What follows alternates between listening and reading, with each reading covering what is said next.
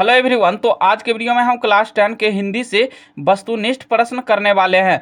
तो चलिए, इसमें वही क्वेश्चन कराए जा रहे हैं इस सीरीज में जो कि एग्जाम में पूछे जाते हैं बार बार। तो चलिए, आप मेरे साथ एक बार 5 से 6 मिनट दीजिए और फटाफट रिवीजन कर लीजिए ताकि आपको बोर्ड एग्जाम में अच्छे मार्क आ सके। तो चलिए हम वीडियो को शुरू करते हैं ज़्यादा टाइम ना लेते हुए। देखिए, यहाँ से 5 में है नागरी लिपि। इसका लेखक जो है ना गुणाकर मूले है। कौन है? गुणाकर मूले, याद रखिएगा। चलिए तो हम क्वेश्चन नंबर 1 देख लेते हैं। देखिए, 1 में है कि उत्तर भारत से नागरी लिपि के लेख कब से मिलने लगते हैं।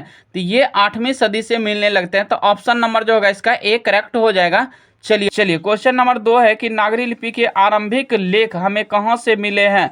तो आरंभिक लेख जो मिले हैं हमें वो दक्षिणी भारत से। तो ऑप्शन नंबर जो होगा इसका सी करेक्ट हो जाएगा। देखिए, ये सब पूछा गया है एनुअल एग्जाम में, इसलिए आप लोग जरूर अंत तक रिवीजन कीजिएगा। चलिए क्वेश्चन नंबर 3 है कि देवनागरी लिपि में मुद्रण के टाइप कब बने हैं। तो ये बने हैं, देखिए 3 का जो होगा 2 सदी पहले। तो ऑप्शन नंबर जो होगा इसका ए करेक्ट हो जाएगा, 2 सदी पहले। चलिए हम क्वेश्चन नंबर 4 देख लेते हैं। तो क्वेश्चन नंबर 4 है मेरा कि हिंदी भाषा की लिपि है। तो हम सब जानते हैं कि हिंदी भाषा का क्या लिपि है, देवनागरी। तो हिंदी लिपि का क्या होता है भाषा, देवनागरी होता है। अब देखिए क्वेश्चन नंबर 5 है मेरा कि गुणाकर मूले की प्रारंभिक शिक्षा किस परिवेश में हुई थी। तो ये हुई थी ग्रामीण परिवेश में। तो ऑप्शन नंबर जो होगा इसका बी करेक्ट हो जाएगा। चलिए क्वेश्चन नंबर 6 है कि नागरी लिपि के निबंधकार है। तो नागरी लिपि का जो निबंधकार है ये है गुणाकर मूले। तो ऑप्शन नंबर जो होगा इसका ए करेक्ट हो जाएगा। चलिए क्वेश्चन नंबर 7 है कि गुणाकर मूले का जन्म कब हुआ था। तो ये हुआ था 1935 ईस्वी में। तो ऑप्शन नंबर इसका ए करेक्ट हो जाएगा। क्वेश्चन नंबर 8 हम देख लेते हैं। क्वेश्चन नंबर 8 है मेरा कि गुणाकर मूले का जन्म कहाँ पर हुआ। तो देखिए, गुणाकर मूले का जो जन्म हुआ है ये हुआ है महाराष्ट्र में। कब हुआ था, ये 1935 में। तो याद रख लीजिएगा। चलिए क्वेश्चन नंबर 9 में है कि गुणाकर मूले की शिक्षा की भाषा क्या थी। तो देखिए, उसकी शिक्षा की जो भाषा थी ये था मराठी। तो ऑप्शन नंबर जो होगा इसका बी करेक्ट हो जाएगा। चलिए क्वेश्चन नंबर 10 देख लेते हैं। 10 में है कि गुणाकर मूले का निधन कब हुआ। तो गुणाकर मूले का जो निधन हुआ है ये हुआ है 2009 ईस्वी में। तो ऑप्शन नंबर इसका ए करेक्ट हो जाएगा। चलिए क्वेश्चन नंबर 11 है कि अक्षर कथा किसके द्वारा लिखी गई पुस्तक है। तो अक्षर कथा जो है ये गुणाकर मूले के द्वारा लिखा गया पुस्तक है। तो ऑप्शन नंबर इसका सी करेक्ट हो जाएगा। चलिए क्वेश्चन नंबर हम 12 देख लेते हैं। तो क्वेश्चन नंबर 12 है मेरा कि मूले जी ने मिडिल स्तर, देखिए मिडिल स्तर तक किस भाषा को यहाँ हो गया पढ़ाया। तो ये हो गया मराठी। कौन हो जाएगा, मराठी हो जाएगा। तो ऑप्शन नंबर जो होगा इसका सी करेक्ट हो जाएगा। 13 में है कि अक्षरों की कहानी किनकी रचना है। तो अक्षरों की जो कहानी है ये है गुणाकर मूले की। तो ऑप्शन नंबर इसका बी करेक्ट हो जाएगा। चलिए क्वेश्चन नंबर 14 है कि नागरी लिपि किस विधा की रचना है। तो ये है निबंध विधा। तो ऑप्शन नंबर जो होगा इसका बी करेक्ट हो जाएगा। चलिए क्वेश्चन नंबर हम 15 देख लेते हैं। क्वेश्चन नंबर 15 है मेरा कि नागरी लिपि पाठ किस लिपि में रचित है।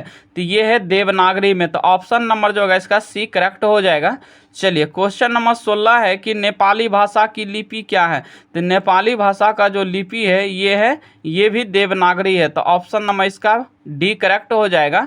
चलिए क्वेश्चन नंबर 17 है कि मराठी भाषा की लिपि क्या है। तो मराठी भाषा का जो लिपि है ये भी क्या है, देवनागरी है। तो ऑप्शन नंबर मेरा ए करेक्ट हो जाएगा। चलिए क्वेश्चन नंबर हम 18 देख लेते हैं। 18 में है कि गुणाकर मूले ने किस लिपि को प्राचीन नागरी लिपि की बहन की संज्ञा दी। तो ये दी थी बांग्ला को। कौन भाषा को, तो बांग्ला। तो ऑप्शन नंबर जो होगा इसका बी करेक्ट हो जाएगा। चलिए क्वेश्चन नंबर हम 19 देख लेते हैं। क्वेश्चन नंबर 19 है मेरा कि अमोघ, यहाँ हो गया अमोघ वर्ष कौन था। तो अमोघ वर्ष जो था ये था प्रख्यात राष्ट्रकूट राजा था। तो ऑप्शन नंबर जो होगा इसका बी करेक्ट हो जाएगा। क्वेश्चन नंबर 20 है मेरा कि गुप्त काल से किस लिपि का संबंध है। देखिए गुप्त काल से जो ये ब्राह्मी लिपि का संबंध है। तो ऑप्शन नंबर जो होगा इसका बी करेक्ट हो जाएगा। चलिए क्वेश्चन नंबर 21 है कि नागरी नाम अस्तित्व में कब आया। तो ये आया था 1000 ईस्वी के आसपास में। तो ऑप्शन नंबर जो होगा इसका ए करेक्ट हो जाएगा। चलिए क्वेश्चन नंबर हम 22 देख लेते हैं। क्वेश्चन नंबर 22 है मेरा कि देवनागरी किसे कहा गया है। तो देखिए देवनागरी जो है ना काशी को कहा गया है, तो ऑप्शन नंबर जो होगा इसका ए करेक्ट हो जाएगा। देखिए देवनागरी और देवनागरी में दोनों में अंतर है, ठीक ना। देवनागरी जो है वो हिंदी भाषा का लिपि है, ठीक, लेकिन यहाँ है देवनागरी। तो देवनागरी हम किसे कहते हैं, तो ये कहते हैं काशी को। तो ऑप्शन नंबर जो होगा इसका ए करेक्ट हो जाएगा। चलिए क्वेश्चन नंबर 23 में है कि सिद्धम क्या है। तो सिद्धम एक प्रकार का जो है ना लिपि है, तो ऑप्शन नंबर जो होगा इसका डी करेक्ट हो जाएगा। चलिए क्वेश्चन नंबर 24 में है कि अमोद वर्ष कौन था। तो अमोद वर्ष जो था यह था राष्ट्रकूट राजा। तो ऑप्शन नंबर जो होगा इसका ए करेक्ट हो जाएगा। चलिए क्वेश्चन नंबर 25 है कि बेतमा कहाँ पर है। तो बेतमा जो है इंदौर के पास है। तो ऑप्शन नंबर जो होगा इसका सी करेक्ट हो जाएगा। चलिए क्वेश्चन नंबर हम 26 देख लेते हैं। क्वेश्चन नंबर 26 है मेरा कि श्रवणबेलगोल, यहाँ से श्रवणबेलगोल जैन तीर्थ स्थल कहाँ है। तो देखिए ये कर्नाटक में स्थित है। तो ऑप्शन नंबर जो होगा इसका ए करेक्ट हो जाएगा। चलिए क्वेश्चन नंबर 27 है कि दक्षिण भारत की नागरी लिपि को क्या कहते हैं। तो देखिए इस दक्षिण भारत की जो नागरी लिपि है इसको हम क्या कहते हैं, इसको कहते हैं हम नंदी नागरी। तो ऑप्शन नंबर जो होगा इसका बी करेक्ट हो जाएगा। चलिए क्वेश्चन नंबर 28 है कि हिंदी के आदि कवि कौन है। तो हिंदी के जो आदि कवि है ये है यहाँ से सरहपाद हो जाएगा। तो ऑप्शन नंबर जो होगा इसका ए करेक्ट हो जाएगा। चलिए क्वेश्चन नंबर 29 है कि मिहिर भोज की ग्वालियर पर यहाँ हो जाएगा प्रशस्ति किस भाषा में है। तो ये है संस्कृत भाषा में। तो ऑप्शन नंबर जो होगा 29 का सी करेक्ट हो जाएगा, संस्कृत। चलिए क्वेश्चन नंबर हम 30 देख लेते हैं। क्वेश्चन नंबर 30 है मेरा कि दक्षिण भारत के पांड्य प्रदेश से किस राजा के पल्यम ताम्रपात मिले हैं। तो ये मिला है राजा बरगुन का। तो ऑप्शन नंबर जो होगा इसका बी करेक्ट हो जाएगा।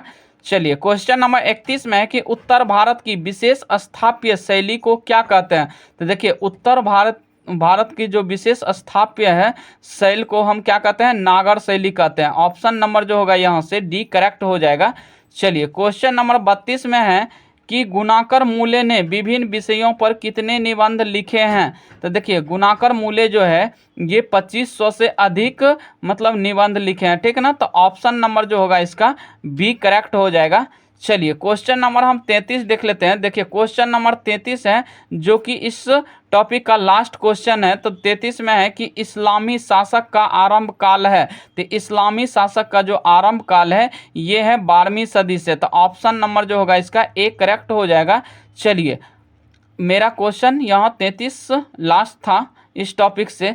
तो आई होप कि आपको ये वीडियो अच्छी लगी होगी। यदि वीडियो अच्छी लगे तो वीडियो को लाइक एवं चैनल को सब्सक्राइब कर दीजिएगा। धन्यवाद, मिलते हैं नेक्स्ट वीडियो में।